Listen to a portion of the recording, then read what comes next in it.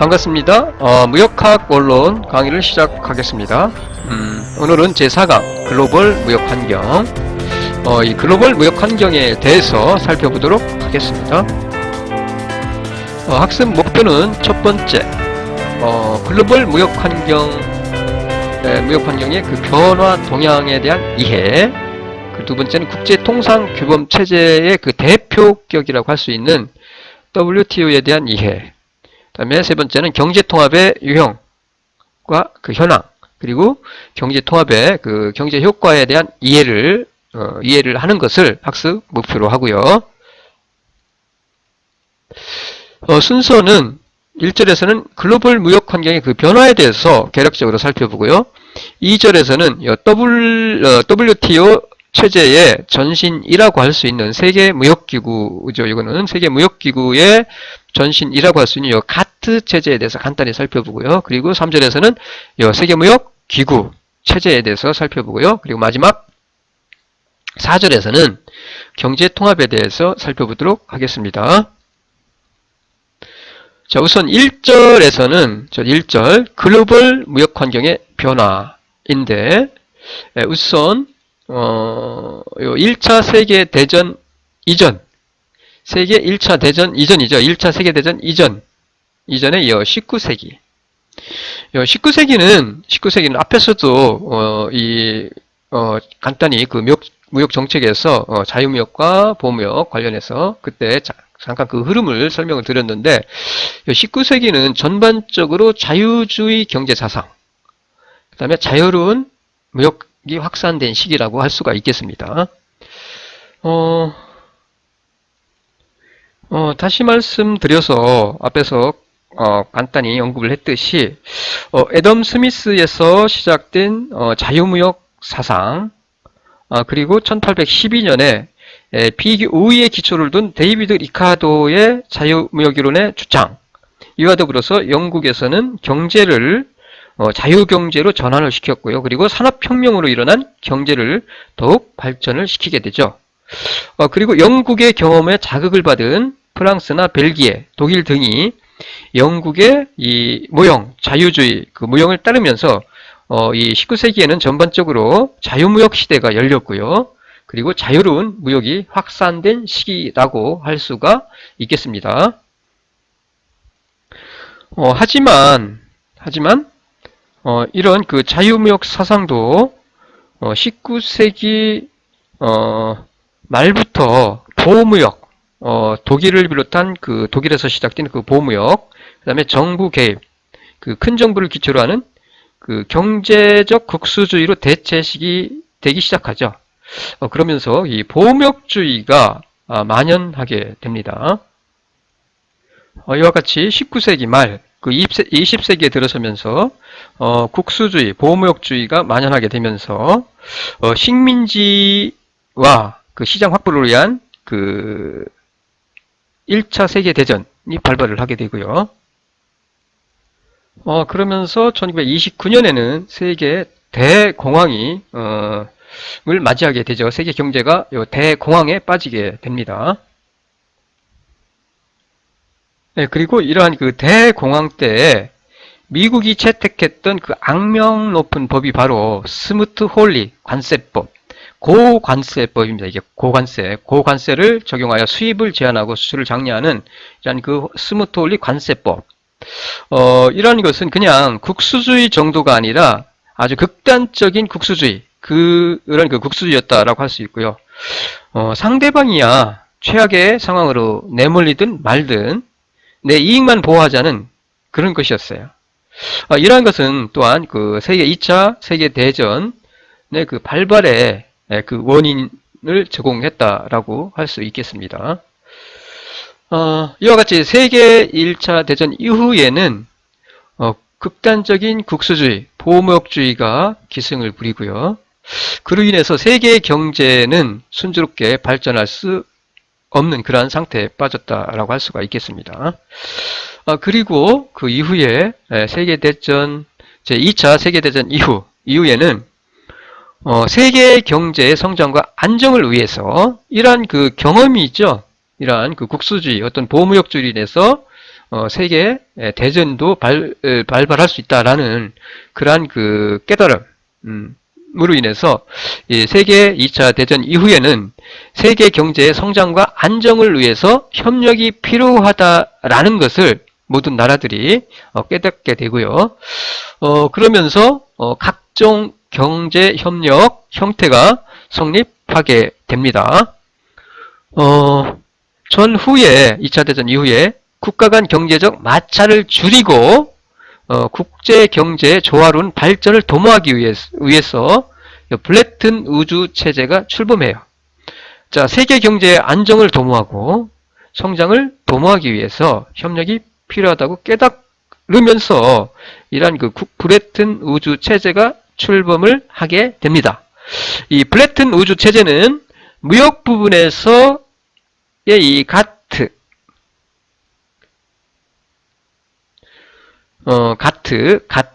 그 다음에 통화금융 부분에서 IMF, 그 다음에 국제 부흥 및 개발 부분에서 IBRD를 설립을 통해서 세계 경제의 그 운영의 근간을 마련을 했다라고 할 수 있고요.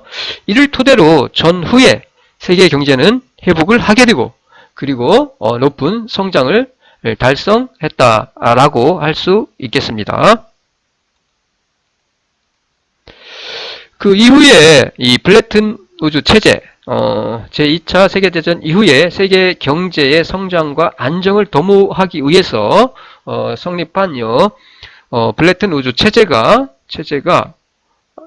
블레튼 우주 체제가 변모하게 되는데, 시간이 흐르면서 과학이 진보하고 기술이 빠르게 진보하면서 세계 경제의 역학 구도도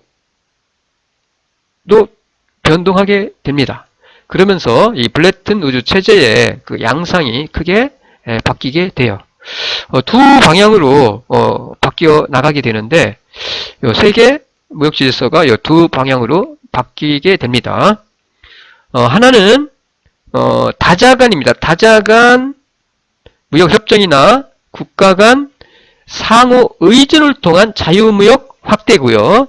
자, 다자간의 상호 의존을 통한 자유무역 확대라는 하나의 그 방향이고요. 또 하나는 지역별 경제 블록화 현상이라고 할 수가 있겠습니다. 다시 말씀드려서 다자간의 무역협정이나 국가 간 상호 의존을 통한 자유무역 확대로서 UR 협정이나 UR은 우루과이 라운드를 가리키고요. UR 협정이나 금융시장 및 통신시장 개방 협상 등등을 들 수가 있어요. 다자간의 상호 의존을 통해서 자유무역을 확대하기 위해서 이러한 그 협상이 이루어졌고요. 또 하나의 그 흐름은 지역별 경제 블록화 현상인데, 나프타를 비롯하여 북미 자유무역 협정, 나프타를 비롯하여 세계 각 지역에서 이 지역별 자유무역 지대가 형성이 되어 왔다라고 할 수가 있겠습니다. 이와 같이 다자간 자유무역 확대와 지역별 자유무역지대 형성, 이와 같이 두 방향으로 크게 이 세계 무역 질서는 흘러가게 됩니다. 그리고 현재의 국제무역 환경의 특성인데, 하나는 현재의 국제무역 환경의 특성은 글로벌화 경향, 글로벌화죠. 글로벌화하고 있어요. 경제의 글로벌화, 경제의 글로벌화. 그 다음에 또 하나는 지역주의 강화예요.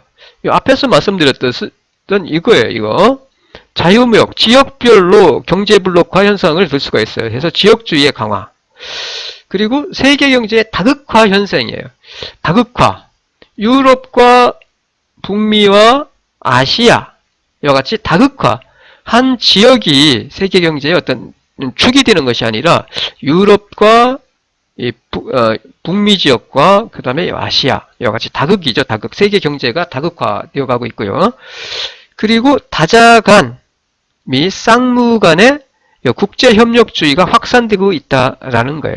다자간뿐만 아니라 이와 같이 다자간의 어떤 협력을 통해서 뿐만 아니라 쌍무 간에도 협력, 쌍무관이죠. 보통 요 자유무역 지역별 경제블록, 지역별 자유무역지대의 그 형성은 일반적으로 우리가 여러분도 알고 있듯이 FTA 지역 자유무역지대죠. FTA 이런 그 지역 자유무역 협정을 통해서 쌍무간의 국가와 국가 사이의 어떤 그 협정을 통해서 그 무역을 확대해 나가는 다자간과 여러 나라 사이의 그 다자간과 WTO 체제 하에서의 다자간과 그리고 쌍무간의 그 협력주의가 확산되고 있다라는 거.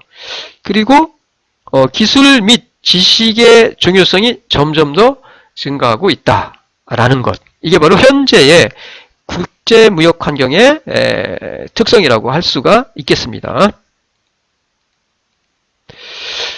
그리고 이어서 제2절 간단히 앞에서는 세계 무역 환경의 그 흐름에 대해서 살펴봤고요. 2절에서는 가트 체제에 대해서 간단히 살펴볼게요.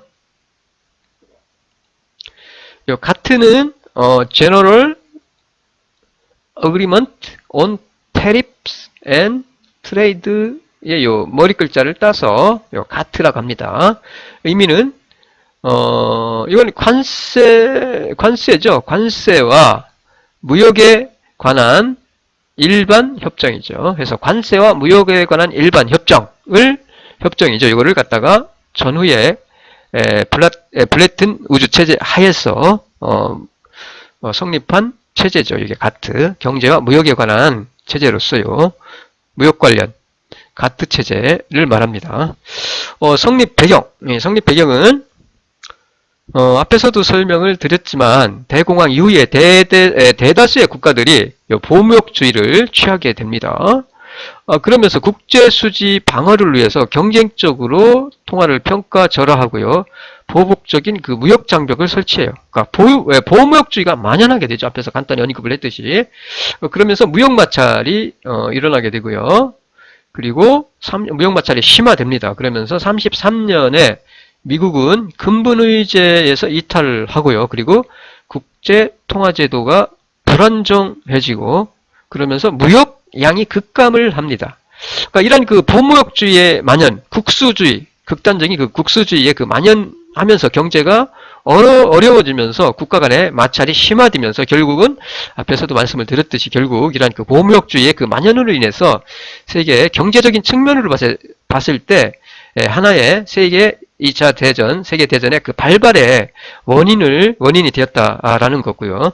이러한 이에 대한 그 반성으로 앞에서 간단히 설명을 드렸듯이 1944년에 브레튼 우즈 컨퍼런스, 브레튼 우즈 회담에서 국제통화제도의 회복 차원에서 IMF, 그리고 전후에 복구를 위한 그 IBED, 복구를 위해서 이 IBRD, 국제부흥 및 개발은행이죠, 이거. 국제 개발 및 부흥을 위해서 요 국제부흥개발은행을 창설을 했고요. 그리고 세계 무역체제의 질서 확립을 위해서 통화면에서는 IMF, 그 다음에 전후의 복구를 위해서는 IBRD를 창설하고요. 그리고 세계 무역체제의 질서 확립을 위해서는 ITO, International Trade Organization 설립의 합의를 보게 됩니다. 1944년에 브레튼 우즈에서 브레튼 우즈에서 이 브레튼 우즈 회의가 열렸는데 이와 같이 IBRD, IMF 그리고 무역 관련해서 ITO 설립에 대해서 합의를 보게 돼요. 하지만 이 ITO 설립은 실패를 하게 되고요. 1946년에 실패한 이후에 1946년에 ITO 헌장의 초안 중에서 관세 및 무역에 관한 일반 규정 요것만 발췌를 해요. 해서 23개국이 서명을 하고요. 그러면서 성립한 것이 뭐냐? 요거예요. General Agreement on Tariffs and Trade, 관세와 무역에 관한 일반 협정입니다. 그래서 요 관세 가트가 출범을 하게 된 거고요. 요 가트가 출범을 하면서 자유무역을 통해서 세계 무역 증대와 세계 전체의 후생을 증가시킨다는 취지에서 1948년 1월 1일에 요 협정문이 발효가 됩니다. 요 협정문이 1948년 1월 1일에 발효가 되면서 본격적으로 요 가트 체제가 출발을 하게 되었다라고 할 수가 있겠습니다. 자, 그러면 요 관세 및 무역에 관한 일반 협정의 그 기본 원칙인데, 첫 번째가 최혜국 대우예요. 최혜국 대우. 이 최혜국 대우라는 것은 회원국 모든 나라에 동등한 무역 조건을 부여한다는 거예요. 그러니까 차별을 하지 않는다는 얘기입니다. 같은 무역 조건, 회원국에 대해서 모든 나라에 대해서 똑같은 무역 조건을 차별하지 않고 똑같은 동등한 무역 조건을 갖다가 부여한다라는 것이 최혜국 대우예요. 최혜국 대우. 그 다음에 두 번째는 내국민 대우입니다. 자, 회원국으로부터 수입하는 수입품에 대해서 국산품과 마찬가지로 취급한다는 거예요. 즉, 수입했다고 해서 그 수입품에 대해서 차별하지 않는다는 얘기입니다. 어떤 제재를 가하거나 등등 규제를 하거나 라는 것이 아니라 내국민 대우. 자, 내국민, 즉 국산품과 마찬가지로 똑같이 취급한다라는 것이 바로 내국민 대우예요. 그리고 세 번째가 수량 제한 금지예요. 수량을 제한하는 것을 금지한다. 무슨 얘기냐? 자, 회원국으로부터 수입을 하는데 그 수입품에 대한 어떤 수량을 제한하지 않는다는 얘기죠. 수량을 제한하는 것을 금지한다는 얘기예요. 금지하지 못하도록 한다는 얘기예요. 그 다음에 네 번째가 관세 인하예요. 자, 최혜국 대우와 내국민 대우와 수량을 제한하지 못하게 함으로써, 그리고 관세를 인함으로써 어떻게? 자유로운 무역의 확대죠. 자유무역의 증진이에요. 자유무역, 프리트레이드의 증진을 하자는 거죠. 자유무역의 증대, 이를 통해서 세계 경제의 발전을 도모하자라는 거예요. 세계 경제의 발전. 세계 경제 발전을 도모하자라는 거죠. 그래서 자, 자유무역을 확대하고 세계 경제의 성장을 도모하기 위해서 이 협정의 그 기본 원칙에 그 회원국들이 23개 회원국들이 합의를 한 거죠. 그래서 최혜국 대우, 내국민 대우, 수량 제한 금지, 관세 인하. 자, 가트의 기본 원칙은 요 네 가지라고 할 수 있겠습니다. 그러면 요 가트의 주요 활동인데, 가트의 주요 활동, 요 앞에서 설명드린 네 가지 기본 원칙에 근거하여 가트는 체약국에 의한 다국 간 교섭에서 요 교섭을 라운드라고 합니다. 라운드. 다국 간 교섭에서 관세를 가능한 한 인하를 하고요. 인하를 했고요. 그리고 그 성과를 모든 체약국에게 대해서 무차별하게 적용하는 방식으로 무역 자유화를 진행을 시켜 왔어요.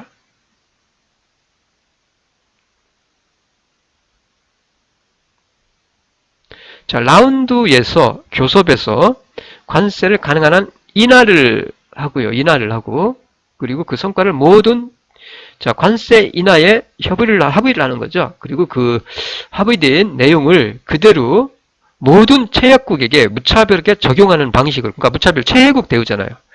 똑같이 적용하는 거예요. 동등한 조건, 무차별하게 적용하는 방식으로 세계 무역의 그 자유화를 진행시켜 왔다라고 할 수가 있겠습니다. 제1회 라운드는 1947년에 시작되는데, 제1회 라운드로부터 시작해서 1986년부터 94년에 앞에서 우리가 했던 우루과이 라운드, 우루과이 라운드까지 8회의 라운드를 통해서 국제 무역의 그 발전에 가트가 크게 기여를 해 왔다라고 할 수가 있겠습니다. 그리고 이 1986년에 개시된 우루과이 라운드요. 1986년에 개시된 우루과이 라운드의 목적 중 하나는 협정상 명확한 설치 근거를 확립하고요. 그리고 무역에 관한 국제기관을 설치하고, 무역에 관한 국제기관을 설치를 하고요. 그리고 이를 통해서 가트 체제의 기능을 강화를 꾀하는 거였어요. 자, 무역 자유화를 위해서 라운드를 통해서 무역 자유화를 하고, 그리고 이뿐만 아니라 이 우르관드의 목적 중에 하나가 바로 협정상의 그 명확한 설치 근거, 이 설치 근거를 확립하고요. 그리고 무역에 관한 국제기관을 설치를 하고, 그리고 이를 통해서 가트 체제의 기능을 강화를 하고자 하는 그러한 노력을 해왔다라는 겁니다. 자, 이러한 그 교섭 결과, 6월 8차에 걸친 교섭 결과, 1994년에 WTO, ITO가 실패를 했잖아요. 실패를 하면서 그 일부만 발췌를 통해서 가트가 성립했는데, 결국 요 라운드를 통해서 이제 ITO 대신에 인터내셔널 대신에 월드를 써서 1994년에 요 WTO 협정이 성립을 하게 됩니다. 하게 돼요. 이 가트의 공인데, 가트의 기여, 관세 장벽을 대폭적으로 경감을 했고요. 관세 장벽, 관세를 인하를 했어요. 인하하는 노력을 해왔고요. 그리고 비관세 장벽에 대한 규범을 마련하고요. 비관세 장벽, 이 복잡한 비관세 장벽에 대한 자유로운 무역을 방해하는 이 비관세 장벽에 대한 그 규범을 마련을 하고요. 그리고 개도국에 대해서 그 우대 조치를 하는데, 이 개도국 우대 조치를 합법화하고 등등, 이러한 것을 통해서 자유 공정 무역과 자유롭고 공정한 무역과 세계 무역의 그 증대에 획기적으로 기여를 했다라고 할 수가 있겠고요. 그러나 이와 같이 자유무역의 확대, 자유공정무역을 확대하고 세계무역을 획기적으로 확대하는데 큰 기여를 했다라고 할 수가 있는데, 한편으로 그 한계입니다. 한계. 자유무역주의, 그 다음에 최혜국 대우 원칙. 가트는 기본적으로 그 이념이 자유무역주의고 최혜국 대우죠. 최혜국 대우 원칙. 그리고 다자주의 원칙이죠. 원칙. 이런 것들이, 자, 다자주의, 자유무역과 다자주의 최혜국 대우 원칙인데, 이런 것들이 뭐와 대립을 하게 돼? 세계 경제의 블록화 현상. 세계의 그 무역 환경의 흐름에서 앞에서 말씀을 드렸듯이 현대의 그 무역 환경의 그 특징으로서 한편으로는 다자주의, 한편으로는 경제 블록화 현상을 설명을 드렸는데, 이와 같이 자유무역주의, 최혜국 대우 원칙, 다자주의의 원칙이 세계 경제의 블록화 현상과 그 다음에 쌍무주의의 대두로 인해서 크게 위협을 받게 됐다는 얘기예요. 다자주의가, 자유무역 다자주의가 경제 블록화 현상과 쌍무주의가 대두하면서 위협을 받게 됐다는 얘기예요. 그리고 또 하나는 임시 사무국적인 성격을 띄었죠. 가트는 하나의 기구가 아니라 원래 그 ITO에서 앞에서도 설명을 드렸듯이 가트는 하나의 기구가 아니었어요. 기구가 아니라 ITO 헌장의 그 초안 중에서 관세 및 무역에 관한 그 규정을 발췌를 해서 그 성립한 그 협정일 뿐이죠. 그러니까 가트는 그냥 임시 사무국적인 성격으로 출발을 했어요. 단지 그 협정, 23개국이 합의를 통해서 관세와 무역에 관한 협정이죠. 협정. 규정을 갖다가 협정을 한 기구 아니에요. 그냥 협정일 뿐이에요. 협정. 이런 그 임시 사무국적인 성격이었죠. 가트는. 이와 같이 임시 사무국적인 성격으로 출발을 하여 국제기구로서의 그 체제가 갖춰지지 않았어요. 체제성에 미비했죠. 그리고 법적으로 그 구속력이 없습니다. 그 법적 구속력의 그 약화 등이 나타나게 되죠. 어떤 구속력이 없다는 얘기죠. 협정일 뿐이에요. 단지. 그리고 또 하나는 이 가트 체제에서는 1차 산품이 포함되어 있지 않았습니다. 공산품만 포함되어 있었을 뿐이에요. 자, 1차 산품을 제시키는 등 이 국제무역에 단편적인 문제만 취급을 했다라는 그런 한계가 있고요. 따라서 이 1차 상품의 수출국과 개도국 문제를 취급하는데 그 한계가 노출되게 됩니다. 이런 그 한계성을 가지고 있었다라고 할 수가 있어요.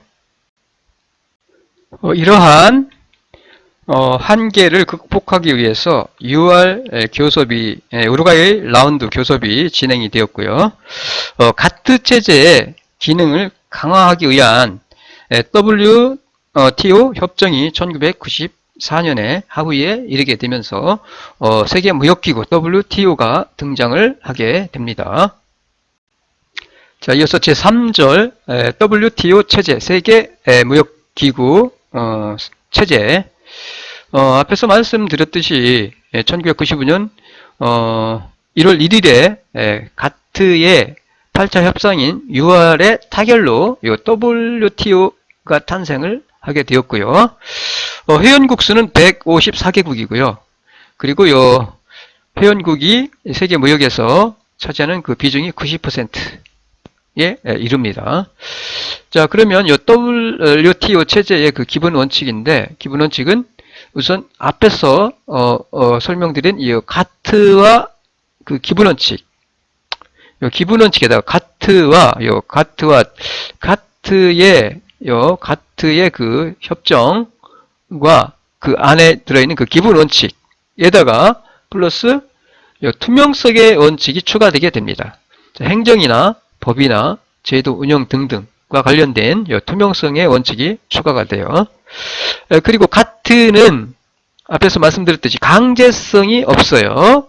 하지만 WTO 규범은 강제성을 가집니다. 자, 강제성을 갖기 때문에 협정 위반자에 대해서는 가트에서는 권고 조치로 끝나죠. 그냥 권고 조치로 끝날 뿐이에요. 강제성이 없어요. 가트에서는 권고 조치로 끝났던 것을 실질적으로 분쟁 해결을 위해서 상설기구인 분쟁 해결 기구를 설치하여 해결하도록 되어 있다라는 얘기입니다.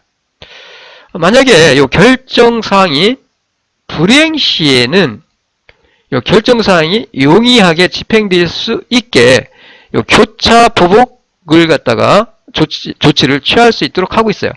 자, 이행되지 않으면 보복할 수 있다라는 얘기죠. 우리나라가 일본을 WTO에 제소를 했죠.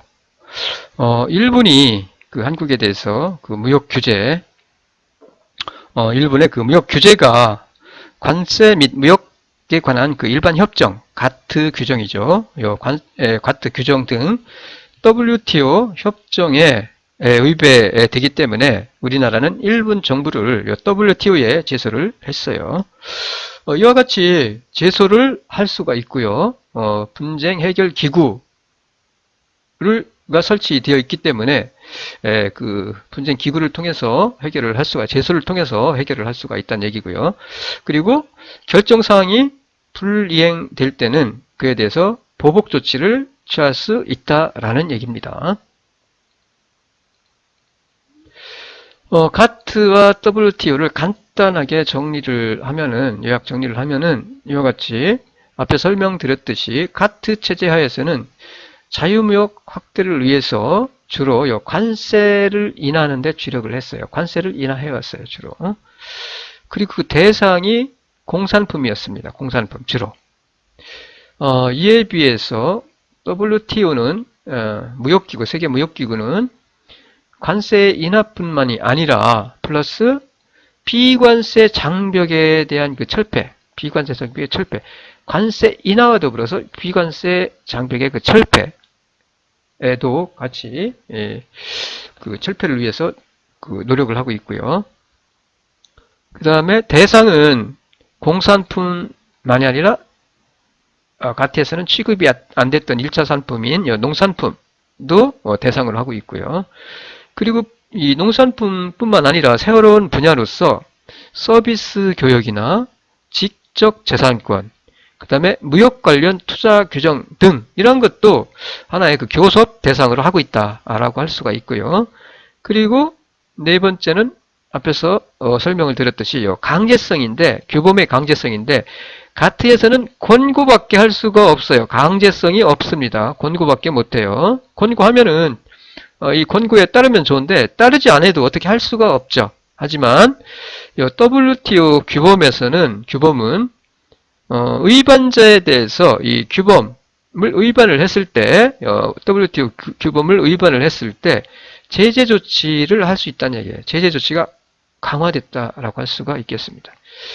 이와 같이 WTO는 하나의 기관, 기구로서 관세 인하뿐만 아니라 비관세 장벽을 철폐를 하기 위해, 무역 확대를 위해서, 자유무역의 확대를 위해서 관세 인하뿐만 아니라 비관세 장벽 철폐까지도 시장 개방 노력을 하고 있다고 할 수 있고요.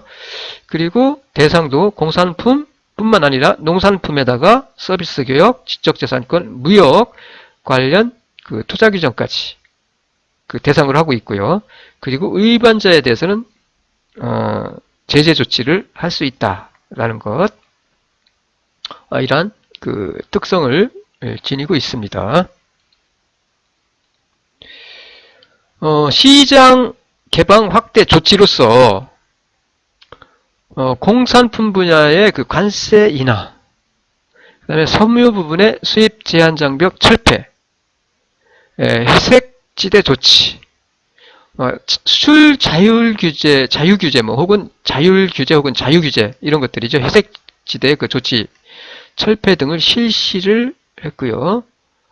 그 다음에 또 하나는 농산물 분야에 예의 없는 관세화입니다. 예의 없는 관세화.